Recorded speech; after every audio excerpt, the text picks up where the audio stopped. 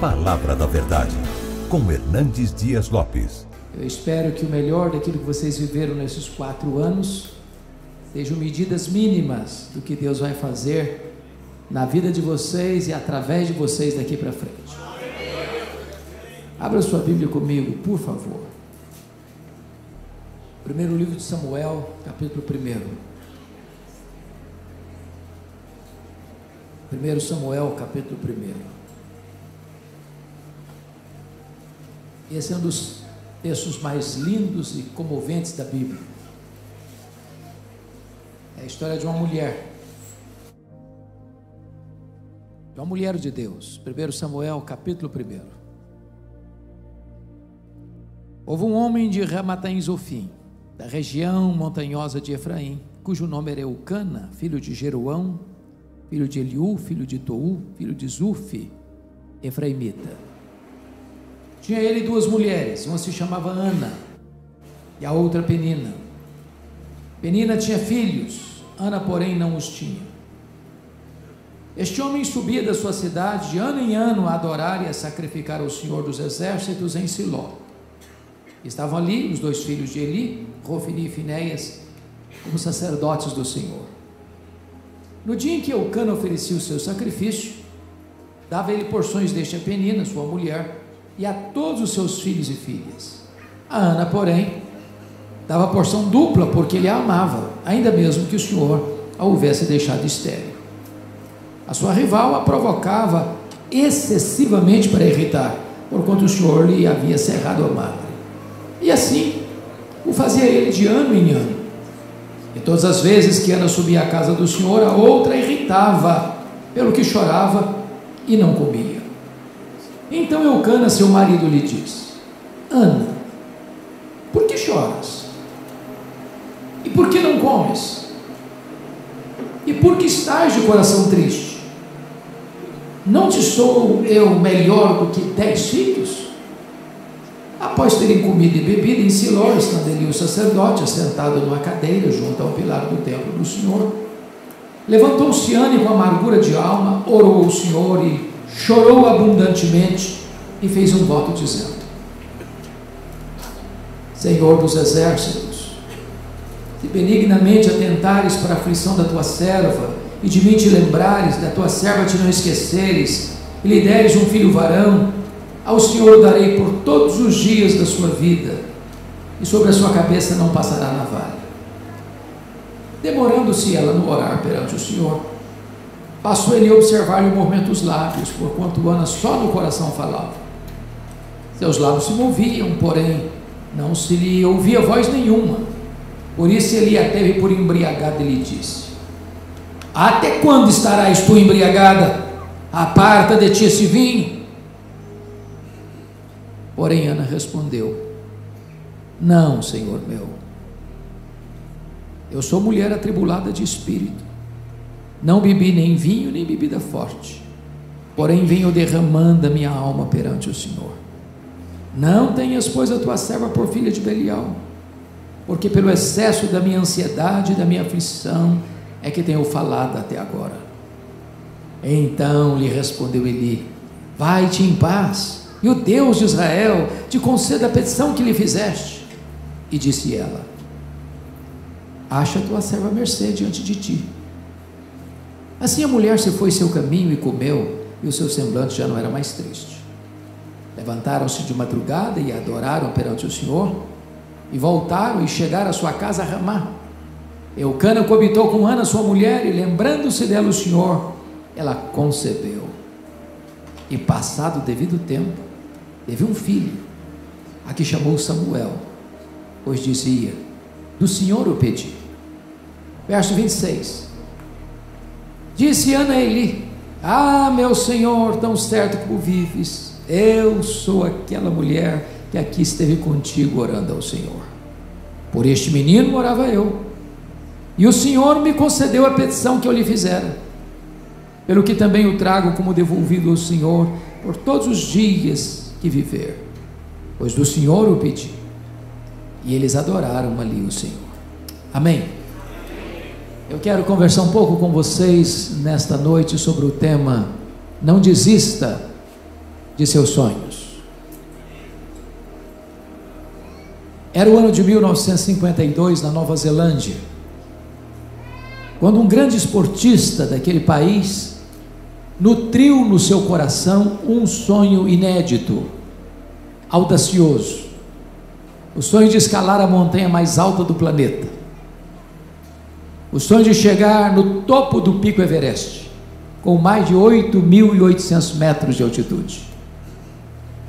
Esse esportista era Edmund Hillary, e ele preparou-se para aquela grande empreitada da sua vida.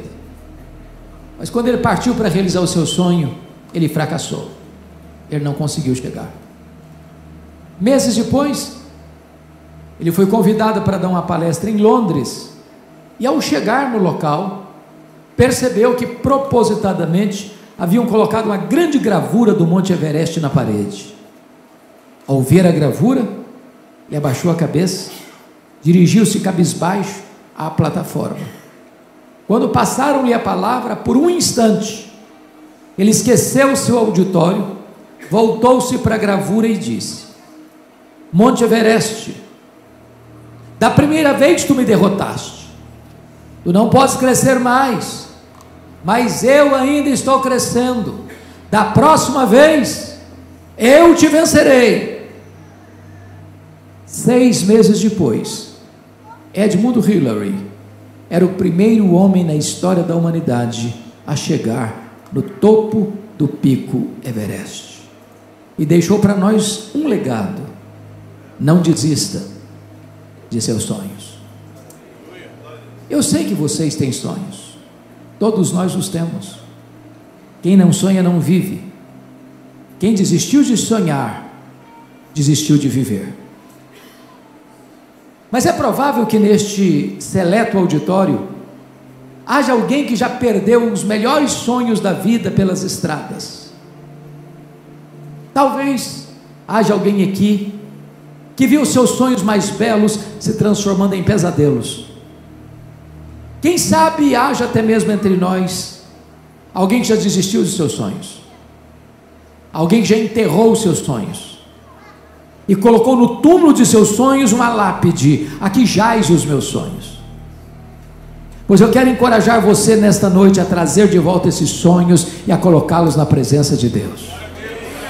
Nós estamos na presença daquele que é o Deus dos impossíveis, o Deus das causas perdidas, e agindo Ele, ninguém o impedirá. Esse texto fala de uma mulher que teve um sonho legítimo, sonho de ser mãe, mas a Bíblia diz que ela é estéril, seu ventre é um deserto, seu sonho não está sendo realizado. E eu fico imaginando, pastor Luiz, que se Ana fosse nossa contemporânea, ela enfrentaria algumas abordagens. Acho que a primeira delas seria a seguinte: Ana, você é uma mulher tão crente, você vai tanto à casa de Deus, você ora tanto, você está com problema, você está doente, você tem que examinar mais cuidadosamente a sua árvore genealógica, deve ter alguma maldição hereditária incrustada aí na sua família. Enquanto essa maldição não for quebrada, você não vai ser curada. Só que o problema de Ana não era a maldição hereditária. Se Ana vivesse hoje, talvez alguém chegaria para ela, como os amigos de Jó, dizendo o seguinte: Ana, ninguém sofre sem causa, para você estar sofrendo, você deve ter feito alguma coisa errada. Enquanto você não identificar esse pecado e confessar esse pecado, você não vai ser curado. Só que o problema de Ana não era pecado escondido. Se Ana vivesse hoje, talvez alguém chegaria para ela e dizia o seguinte: Ana, deve ter algum demônio da esterilidade escondido aí na sua vida, você precisa fazer aí num culto de libertação. Só que o problema de Ana não era demônio. Confira comigo o versículo 5, por favor. Está escrito aí que o próprio Deus a deixou estéril. Agora olha o verso 6. Está escrito que o próprio Deus cerrou a sua madre, de tal maneira que a doença de Ana não tem a ver com maldição hereditária, não tem a ver com pecado, não tem a ver com demônio, a doença de Ana tem a ver com Deus. Bom, mas isso pode dar um nó na sua cabeça. Eu não estou entendendo. Se Deus é bom e Ele é, se Deus tem o melhor para nós e Ele tem, como é que Deus pode adiar os nossos sonhos e os nossos sonhos mais legítimos? Pois é sobre isso que eu quero conversar com vocês agora. Por que Deus adia os nossos sonhos? Primeiro, Deus adia os nossos sonhos para nós entendermos que o Deus das bênçãos é melhor do que as bênçãos de Deus.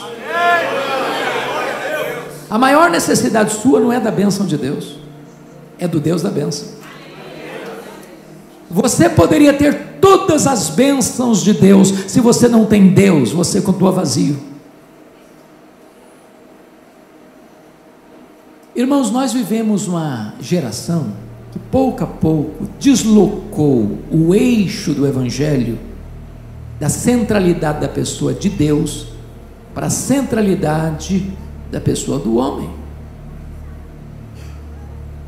Até parece que Deus virou um despachante celestial e tem que atender todas as suas necessidades, porque você é o centro do universo. Mas esse não é o Evangelho. Você não é o centro do universo, Deus é.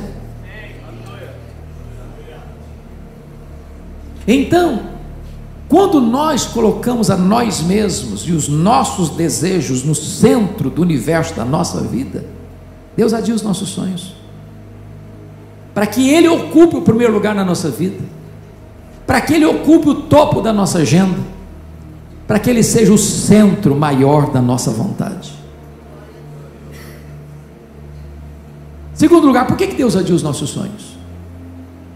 Deus adia os nossos sonhos para entendermos que tudo que temos, tudo que somos, veio de Deus, é de Deus e deve ser devolvido para Deus. Ana disse para ele: por este menino orava eu, pelo que eu trago como devolvido ao Senhor por todos os dias da sua vida. Se Ana não tivesse entendido isso, ela teria gravitado ao redor de Samuel, e Samuel teria sido um ídolo na sua vida. Às vezes, irmãos, nós pedimos uma bênção para Deus, e Deus dá bênção, porque Ele é abençoador. Toda boa dádiva procede dEle. E aí você fica tão absorto e envolvido com a bênção, que você se esquece do abençoador. Vou simplificar. Às vezes você pede para Deus prosperidade, e Deus dá prosperidade. A bênção do Senhor enriquece, que ela não tem desgosto. Riquezas e glórias vêm de ti. É Deus quem fortalece as nossas mãos para adquirirmos riquezas. Aí a pessoa começa a prosperar. Não tem tempo para Deus mais. Não dá para ir numa reunião de oração mais. Não dá para ir numa vigília de oração mais. Não dá para ir numa reunião de grupo familiar mais. Que ela está ocupada demais cuidando das bênçãos. E aí ela acaba transformando a bênção num ídolo, e não tem mais tempo para o abençoador. Entenda uma coisa: tudo que você tem, tudo que você é, veio de Deus, é de Deus, e deve ser consagrado de volta para Deus. A casa que você mora é de Deus, o carro que você anda é de Deus, o trabalho que você tem é de Deus, a saúde que você tem vem de Deus, os filhos que Deus deu para vocês são de Deus. Então coloque no altar de Deus o melhor daquilo que Deus tem colocado nas suas mãos. Consagre o seu Samuel. Terceiro lugar, por que Deus adia os nossos sonhos? Deus adia os nossos sonhos porque os planos de Deus são melhores do que os nossos sonhos. Qual era o grande sonho de Ana? Ser mãe. Qual era o projeto de Deus para Ana? Que ela fosse mãe do maior profeta, do maior sacerdote, do maior juiz de Israel, do homem que haveria de trazer de volta a nação apóstata para a presença de Deus. Às vezes Deus está olhando para você e dizendo assim: meu filho, sabe por que eu não vou atender você? Você está pedindo pouco demais, tem coisa melhor para você.